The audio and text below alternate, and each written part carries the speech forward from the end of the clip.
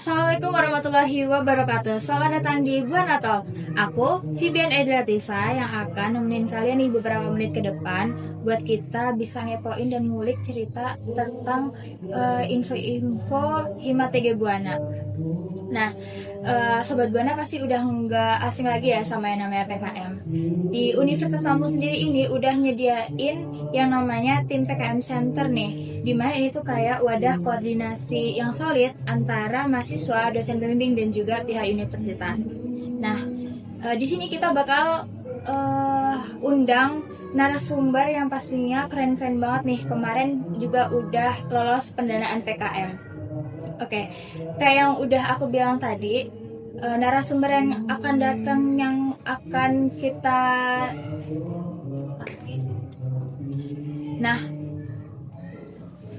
Nah, yang udah aku bilang tadi ya, narasumber yang akan datang ini spesial banget nih, udah pasti keren banget.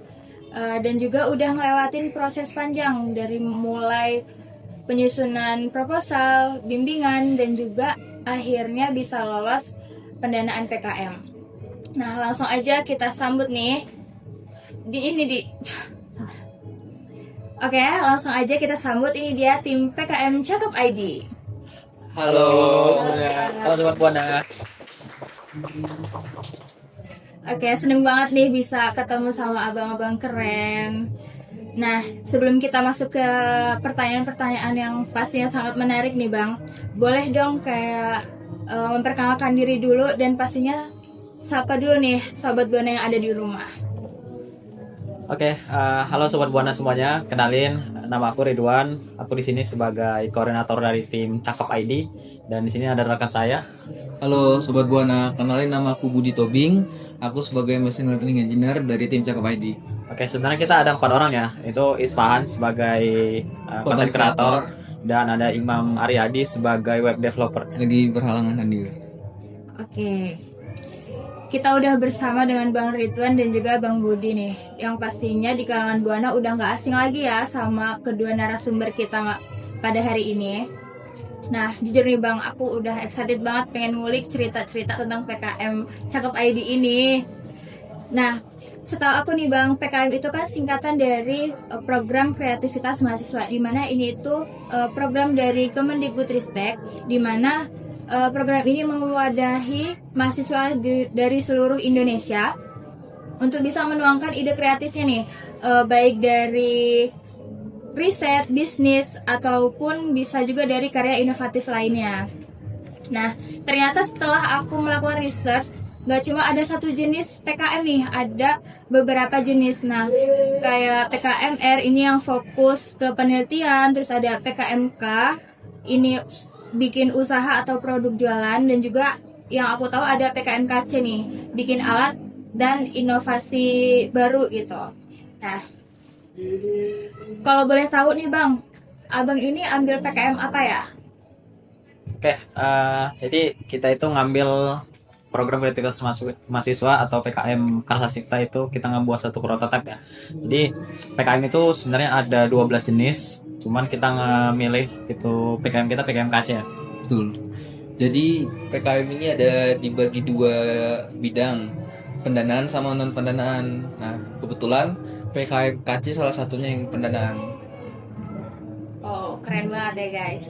Nah, terus awalnya gimana sih Bang? Siapa nih yang pertama kali kayak ngajak dan daftar PKM nih? Atau emang serempak bareng-bareng gas gitu, kita daftar gitu? Sebenarnya PKM ini awalnya kita bentuk itu pertama ya mungkin karena kita mahasiswa ini juga kan, dan tugas akhir kita juga ngambil tentang industri migas ya. Jadi pas kita ngobrol-ngobrol tentang skripsi, kita ngelihat, dan kita juga pas magang di sini juga ngelihat kenapa sering terjadi kecelakaan gitu ya. Nah dari situ kita coba cari-cari apa sih penyebab masalahnya. Nah dari permasalahan tersebut kita ada ide nih. Ternyata ide ini bisa kita terapkan atau kita uji coba juga, dan makanya itu ya kita coba apakah ide yang ada ini bisa membantu lah gitu. Itu sih awalnya. Nah, juga kita tuh kan lagi tren AI ya, Artificial Intelligence. Iya. Jadi kita mikirnya bagaimana integrasi AI dalam melindungi aset yang ada di industri migas. Nah, jadi kami ngebentuk tim, saya, Ridwan sama Imam, ingin nih bagaimana AI ini bekerja di industri migas gitu.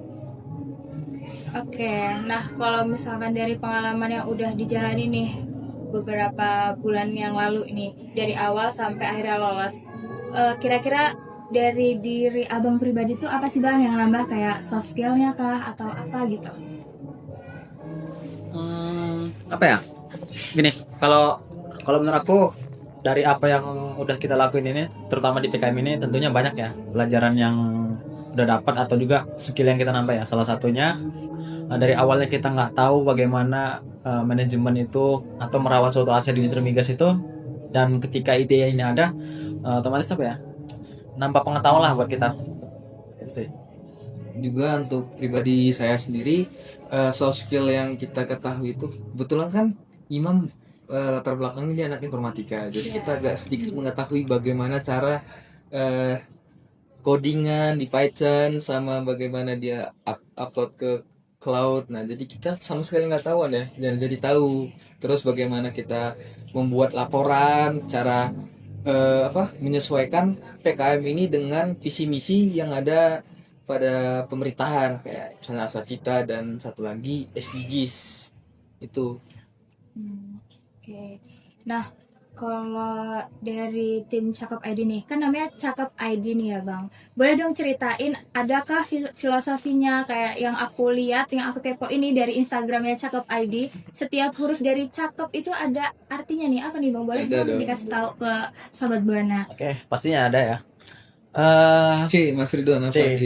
Awalnya ini ya, kita coba nyari referensi beberapa kayak Cakep perusahaan. Kayak dari BUMN nggak sih? Nah, Iya. kalau misalnya teman-teman taunya kan akhlak ya, Iya. BUMN itu. Nah, kita rasa itu kayak itu melekat gitu di masyarakat kan. Akhlak itu kayak baik gitu. Dan Nah, kita lihat ya kita juga di belakang kan kafe TA di industri migas Pertamina kan BUMN, terus diajarin bagaimana akhlak. Jadi gimana? Oke. Jadi kalau misalnya filosofinya itu C itu cegah. Nah, cegah itu kita bakal berusaha untuk meminimalisir lah, untuk merawat aset itu. Terus A-nya itu analisis, kita menganalisis di industri migas. K itu keselamatan. Untuk E itu energi itu industri migas khususnya. Dan P itu adalah perawatan gitu. Kalau dari segi filosofi itu. Cuman kalau misalnya teman-teman lihat itu kan ada logonya ya. Di logo Cakep ID itu kan dari lingkaran besar sama lingkaran kecil itu saling berkaitan ya, antara C, A, K, E sama P itu. Nah, itu secara garis besar artinya lah menghubungkan antara satu sistem dan sistem lainnya, yang tujuannya untuk apa ya? Untuk merawat suatu sistem itu supaya industri migas itu bisa berjalan dan juga minim lah terhadap kecelakaan yang sering terjadi gitu. Itu sih. Oke, berarti nggak cuma biar catchy atau biar diingatnya gampang gitu ya bang, atau biar buat keren-kerenan aja gitu ya. Ternyata ada filosofinya nih guys. Tentu dong. Nah, terus ini tuh sebenarnya kayak bentuk website atau gimana sih bang ini yang dibuat? Oke, Cakep ID ini kan kalau dari tujuan kita bakal ngebuat suatu web base ya, yang nantinya bakal diintegrasikan dengan artificial intelligence. Nah, web ini bakal menjadi suatu wadah pengumpulan data, dan artificial intelligence ini bakal digunakan sebagai apa ya, yang bakal mendeteksi kerusakan itu tersebut. Jadi nanti bakal diawasin oleh admin HSE ya, dan itu bakal lebih valid lah terhadap apakah yang dilaporkan yang ada di lapangan itu benar-benar terjadi kerusakan atau tidak gitu. Itu sih kalau secara garis besar terkait Cakep ID-nya. Oke, terus sistem yang abang buat ini kan fiturnya tuh kayak peringatan dini gitu ya bang. Nah, indikator apa aja sih yang bikin sistem itu tuh bisa ngasih alert kalau di situ ada kerusakan atau bahaya gitu, atau ada kondisi yang nggak normal gitu. Biasanya gitu. Nah, jadi sebenarnya kita nih mengklasifikasikan dari kerusakan ini berdasarkan gambar. Jadi suatu aset yang ada di industri migas, mungkin kita ambil salah satu contohnya itu pipa. Kan pipa tuh yang mengalirkan dari hulu sampai ke hilir. Nah, Ini mungkin dia yang paling apa ya, argan ya untuk ininya. Nah, jadi nanti itu dikumpulkan berdasarkan tingkat klasifikasinya itu ada 3, pertama high risk, medium risk, sampai low risk. Nah, nanti dari gambar ini dikumpulkan di web base-nya.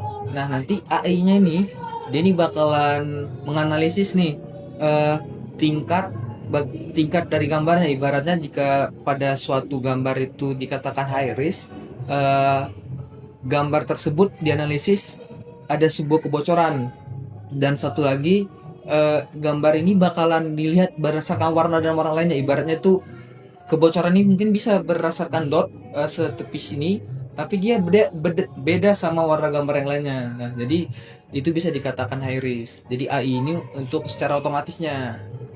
Berarti kita masukin gambar itu harus HD gitu nggak sih bang? Tidak perlu HD ya mas Dona. Oke, sebenarnya kayak gini ya.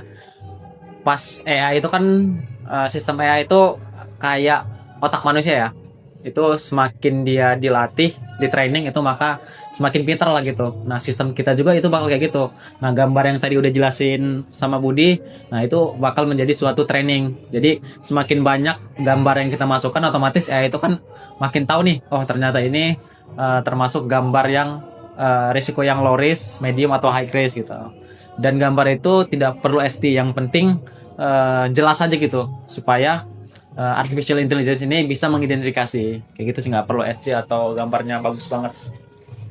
Ini tadi kan kayak buat mengetahui ada kerusakan gitu nggak ya bang? Nah sebenarnya dari urgensinya tuh sistem ini buat dunia migas aja itu, atau bisa kayak di luar migas kayak misalnya di pertambangan, terus pabrik atau sektor industri yang lain gitu?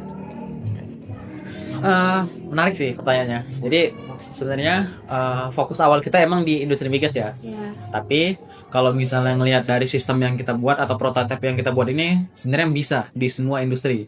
Bahkan kayak di luar industri dari sumber daya alam ya, itu juga bisa diterapkan, kayak contohnya entah di lalu lintas juga bisa, atau juga di minimarket mungkin yang butuh lebih efisiensi ya, itu bisa diterapkan sebenarnya. Kan sistemnya apa ya?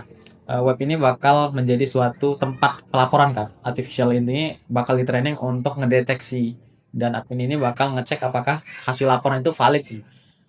Kurang lebih kayak gitu sih. Sebenarnya bisa digunakan untuk seluruh industri, tapi pas di artificial intelligence nanti bakal di-training ulang lagi terhadap gambar yang kita masukkan lagi. Gitu sih.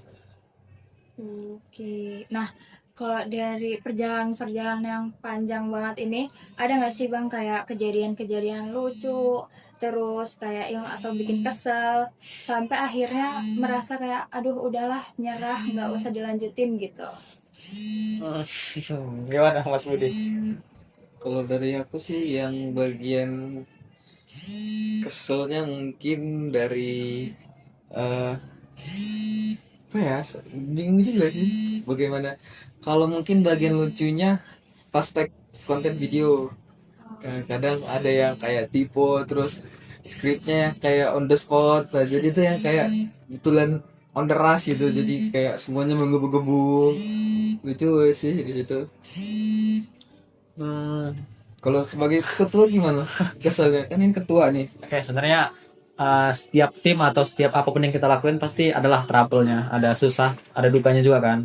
Cuman kalau dari pengalaman yang udah sejauh ini ya yang kita lakuin itu, kalau susahnya sih menurut aku kadang kan kita punya kesibukan masing-masing gitu. Kadang juga mereka ada yang sakit atau apa, ada juga yang jarang buka HP, kadang ditanya lama balasnya, itu bikin kesel aja. Waktu itu juga pas kita mau presentasi untuk pelaporan ya, untuk pelaporan yang ini ya masih di rektorat itu kemarin. Nah itu kan dadakan juga ya, dikabarin sama pihak universitasnya. Jadi kita harus nyiapin laporan, nyiapin PPT, dan itu lagi kacau lah. Iya, Dan itu kita buat PPT harusnya berempat, malah ya tak ada yang capek atau apa. Nah itu sedikit kesel aja. Itu sih, cuman ya namanya tim atau harus kerja pasti ada lah. ya gitu. Benar-benar. Nah, kalau dari bang sebagai ketua nih bang, susah nggak sih kayak ngatur anggota-anggotanya gitu? Terus menurut bang Ridwan nih anggota-anggotanya susah nggak bang gitu? Kalau bilang susah, karena kan mereka punya kepala semua kan, punya Ya, kepala, makanya. dan pasti mereka ada yang egonya tinggi, ada egonya rendah. Nah, kalau saya sih ngelihatnya harus pelajari dulu orang-orangnya, kayak ternyata orang ini bisa dikerasin apa enggak gitu kan, Iya. dan orangnya apa bisa kerja tanpa harus disuruh. Nah, sebenarnya kalau saya sih ngelihat teman-teman yang satu tim ini ya, satu tim ini jauh ini kita bisa kompak lah sejauh ini, belum ada trouble yang cukup besar. Nah, kita tahu ya Bang, yang sering kita dengar tentang joki PKM tuh. Nah, menurut Abang sendiri itu tuh bentuk akal-akalan karena sistemnya belum adil, atau ya emang karena udah jadi kayak budaya mager gitu di setiap manusia? Kalau untuk joki PKM sih baru dengar sumpah, karena kan bisa joki tugas atau karena kan PKM sendiri kebanyakan program kreativitas mahasiswa. Ya. Nah kalau misalnya dia di joki, berarti yang kreativitas jokinya, bukan yang mendaftar PKM-nya gitu kan. Ya agak disayangkan sih. Jadi nggak murni gitu. Nanti pun untuk pengembangan bagaimana mereka produknya atau produk PKM-nya bakalan nanti nggak originalitasnya gitu. Mereka juga bakalan kalah tidur juga, nggak tahu arahnya kemana. Benar-benar. Nah, katanya juga kalau PKM itu kayak bisa jadi startup, terus sebagai pintu gerbang buat bisa menuju ke masa depan yang lebih bagus gitu. Kayak kita jadi dipandang, kita jadi kayak dikenal gitu Bang. Apa benar Bang bisa kayak gitu? Katanya. Kalau untuk startup kita tuh sudah pernah bicarakan, karena kita udah ada omongan untuk mengembangkan ini ke tahap yang lebih advance ya, karena kita juga udah pernah diskusi dengan salah satu HSE di Pertamina.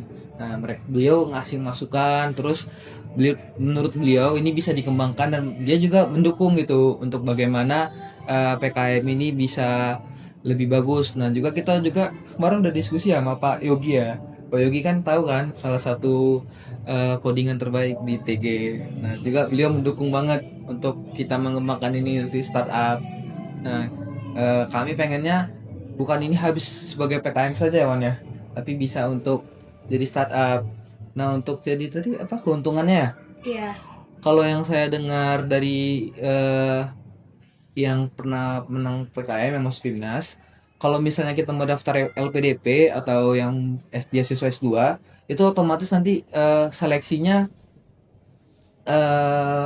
bisa lebih bagus gitu, karena dia sudah termasuk sebagai pemenang Timnas. Nah untuk keberuntungan lainnya, si PKM ini dapat sertifikat nasional, itu bisa dimasukin ke CV Buat jadi bekal kita lah. ya. Nah, terus kayak dari aku, terus dari teman-teman sobat Buana yang ada di luar sana pengen ikut PKM Bang, gimana sih langkah awal kita cari tahu, kita dapat informasi itu gimana ya Bang? Langkah awalnya sebenarnya awal kita masuk sebagai mahasiswa baru ya, mahasiswa baru itu sebenarnya udah ada pengenalan terkait program kreativitas mahasiswa, dan juga pas kita masuk di jurusan teknik fisika juga ada sering adanya sosialisasi ya terkait pengenalan program kreativitas mahasiswa, atau juga biasanya dan paling sering itu kakak tingkat yang udah tahu terhadap program ini biasanya mengajak adik tingkatnya untuk mengenal PKM ini, atau juga sambil belajar juga ya. Intinya kalau misalnya kita udah masuk di kampus atau di uni lainnya, itu pasti bakal langsung dikenalin kok terhadap PKM ini gitu. Kalau untuk PKM yang pastinya itu diadakan setiap tahun. Nah jadi dia tuh bakalan diseleksi di pertengahan semester yang pastinya. Nah nanti untuk PIMNASnya itu bakalan diadakan di tahun depannya. Nah itu nanti setelah PIMNAS, nanti itu akan ada tuan rumah. Itu setiap tahun berganti. Nah nanti setelah menang PIMNAS, nanti itu bakalan di semester selanjutnya tuh akan ada, terus dia bakalan terus ada. Untuk biasanya ini kepoin akun apa sih PKM ini ya, nasional ya apa sih? Tapi biasa juga dari kampus juga bakalan ngabarin, apalagi khusus FT, karena juga bakalan bisa naikin akreditasi kampus. Nah bang, sebenarnya ribet nggak sih bang? Ribet apa juga ya? Ribet ngurus PKM ini Iya. atau ribet daftarnya atau ribet terhadap akademik kita atau semuanya? Ribet dari cara daftar sampai ngurus-ngurusnya segalanya, terus kayak apakah mengganggu akademik gitu. Ribet sih. Ribet sih, pasti ribet ya. Hmm. Cuman ini adalah salah satu kegiatan yang positif ya untuk kita sebagai mahasiswa. Dan sini juga kan kita bakal ngelatih keterampilan kita ya terhadap manajemen waktu, dan itu bisa jadi salah satu bekal kita nanti untuk ngembangin kompetensi diri kita juga. Kalau untuk ribet mungkin berkasnya sih Wan ya, karena ada berbagai materai, mungkin itu sih yang agak ribet juga. Yang lainnya juga penyusun proposal mungkin agak ribet.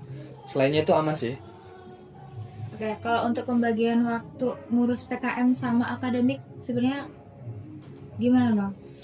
Oke, kalau aku ya buat teman-teman juga semua, kita kuliah kan untuk menyelesaikan pendidikannya. Jadi utamain dulu kuliah. Tapi PKM ini kan ada salah satu dari kegiatan mahasiswa juga, dan ini akademik ya. Kita akademik sembari kita kuliah, sembari juga kita nyari tambahan ilmu di luar gitu. Karena ilmu kan nggak cuman dari kampus doang kan.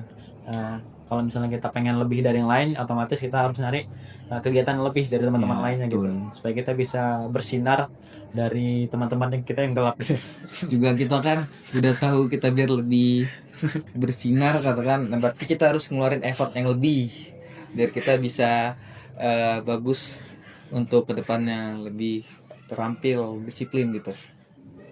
Oke, terakhir nih bang, buat teman-teman yang masih kayak ngerasa minder buat nulis karya tulis, terus gimana sih cara mulai kita memberanikan diri ikut PKM? Kalau dari aku sih mulai aja dulu gitu. Mulai aja dulu guys. Mulai dulu. Oke. Kalau dari aku mungkin kalau ada ide nih apa aja kaitin, pasti nanti bakalan bisa jadi inovasi. Oh ya, sama ini sih kalau buat teman-teman yang perokok atau suka ngopi ya. Nah, itu biasanya kalau lagi stres ngerokok atau ngopi, itu HP di luar ini ya, dilepaskan dulu gitu, dibuang gitu. Bukan dibuang, maksudnya disingkirkan dulu. Nah, di situ biasanya ide-ide brilian itu hadir aja gitu. Iya, betul. Nah, kayak gitu sih. Kita juga kayak gitu waktu nongkrong ya, lagi stres juga. Kayaknya oh ini bagus nih idenya. Bisa kita bangun jadi startup, bisa jadi CEO kan. Kalau enggak kita jadiin PKM dulu nggak sih? Nah, Nah, gitu. Dari situ awalnya. Tapi informasi FYI kita nggak ngerokok. Kita nggak ngerokok pokoknya. Oke, keren banget ya guys, abang-abang kita ini, Bang Budi dan juga Bang Ridwan dan semua tim Cakep ID. Nah, sampai sini banyak banget nih insight dan inovasi, motivasi yang bisa kita ambil. Nah, bisa buat bekal kita juga nih yang mau mulai daftar PKM. Thank you banget Bang udah nyempetin waktunya untuk kita bisa ngobrol-ngobrol bareng. Sama, kita juga bilang makasih. Semoga ilmunya yang udah disampaikan tadi bisa bermanfaat nih buat kita, sobat-sobat Buana di luar sana. Amin, gitu. amin. Oke, sebelum abang-abang pamit, boleh dong Bang kayak kasih closing statement buat teman-teman di luar sana yang mungkin dia sedang merasa stuck di situ-situ aja gitu. Waduh, berat kayaknya pertanyaan. Betul. Gimana Mas Budi dulu? Mungkin aku tadi udah nyari-nyari sih. Jadi aku tuh sebenarnya punya kata-kata. Jadi ini Kata-katanya isinya. Dengerin guys. Kamu tidak bisa mengendalikan angin, tapi kamu bisa mengatur layarmu. Artinya bukan apa yang terjadi padamu, melainkan bagaimana kamu bereaksi. Begitu. Mas Ridwan? Oh, Kita butuh ya. Iya, betul. Apa ya? Dari kita. Sebenarnya motivasi itu bisa kita dengar kalau misalnya orang itu udah sukses dulu ya. Tapi kan kita Tidak. kita itu bisa belajar dari siapa aja gitu, nggak mesti dari orang yang hebat atau apa gitu ya. Kalau untuk orang yang stagnan, menurut aku sih Tetap semangat. lakuin aja tiap hari gitu, apapun itu ya, kegiatan positif ataupun enggak pasti ada ya nanti kegiatannya, gitu sih. Sekian sedikit. Keren banget. Keren banget. Wow. Keren banget kan guys pesan-pesan dari abang-abang kita ini didengerin dan juga semoga memotivasi kalian biar nggak stuck di situ aja gitu ya bang. Dan buat sobat-sobat Buana di luar sana yang masih penasaran nih sama cerita-cerita inspiratif lainnya, jangan kemana-mana karena kita masih ada Buana Talk yang lain yang pastinya kita akan undang dari narasumber-narasumber yang pastinya bakal kece-kece banget. Nah, so stay tune nih guys. Jangan lupa follow Instagram Cakep ID dan juga Instagram, YouTube dan juga ada benar. Tidak ulangin ya. Aku lupa ada apa aja sih? Cakep.id_unila. Cakep.id _unila. Oke guys, stay tune terus ya di Buana Talk. Nah, apa? Maaf ya malam. Oke, stay tune terus ya di Buana Talk dan jangan lupa follow Instagram cakep.id _unila. Cakep.id_unila. Oke, stay tune terus ya guys di Buana Talk. Dan jangan lupa follow Instagram cakep.id_unila. Dan juga jangan lupa follow Instagram, YouTube, dan juga TikTok dari Hima TG Buana. Untuk kita bisa tahu info-info dan gak ketinggalan tentang info menarik dari Hima TG Buana ini. Saya Fiben Ezra Latifa. Mungkin sekian. Saya akhiri. Wassalamualaikum warahmatullahi wabarakatuh. Waalaikumsalam warahmatullahi wabarakatuh. Aduh.